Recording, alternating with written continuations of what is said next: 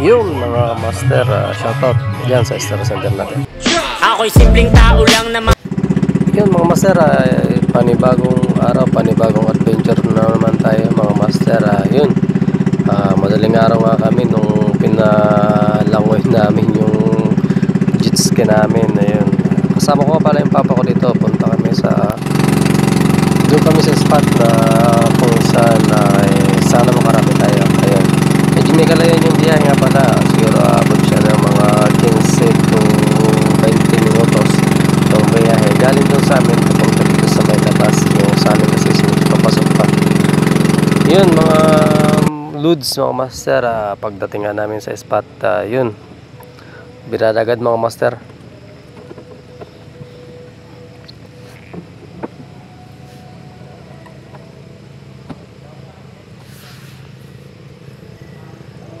Lakas ng atak mga master, ayun, nakadali agad tayo. Unang isda natin, isang toko mga master, maliit na toko pero hindi naman yan sila gaano malaki. Good size na rin yun mga master, kaya wag na natin pakawalan mga master. Yung gamit pala namin na pamain dito mga master is yung pasayan. Bali yung pasayan is binibili namin yan dun sa mga kasama din natin, kapwa din natin mga mangingisda mga master.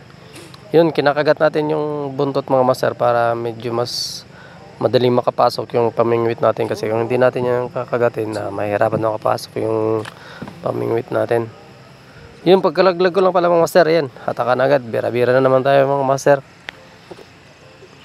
Yun, huli natin mga master, isdang pugot kung tawagin dito sa amin. Ewan ko kung anong tawag niyan sa inyo mga master.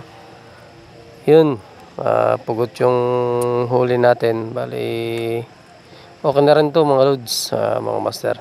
Yun, pain ulit tayo mga master. At sana makahuli pa tayo.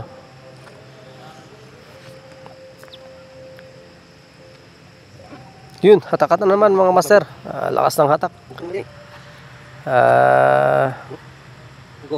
Siguro malaking isda to mga master, kaya yun, hatakan naman tayo. Nakasumatak pa ilalim mga master.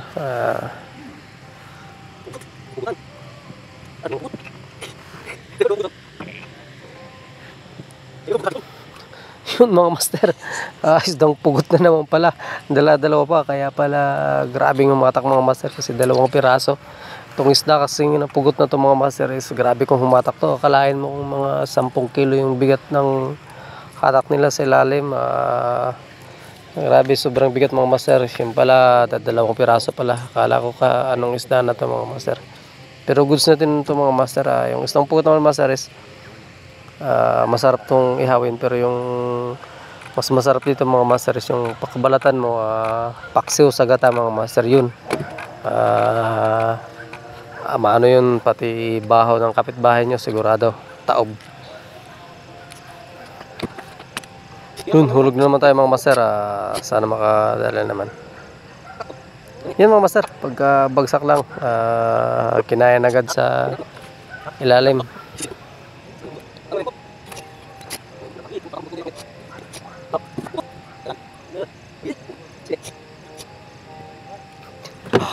Yun mga master, another pugot na naman mga master. Isang kawan siguro ng pugot yung hintuan natin na spot mga master. Pero kahit ganun pa rin mga master, blessings pa rin ito mga master. Thank you. Sana mapugot pa tayo mga master. Kaya yun, bira-bira rin na naman tayo mga master. Ibo pa lagi sa saralo na.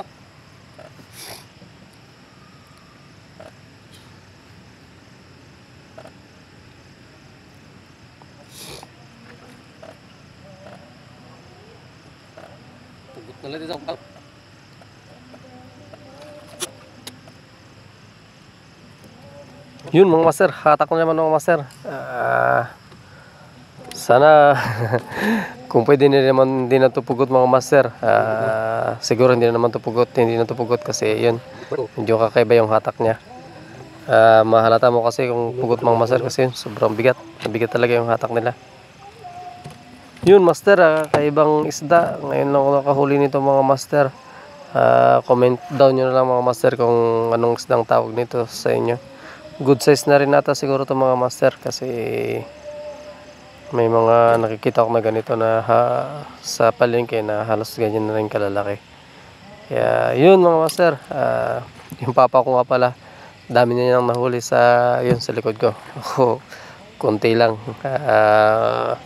Medyo pumapalya natin yung mga pulso natin mga master, kasi nga bihira tayo makasama sa pamimingwit tuwing may panahon lang mga master.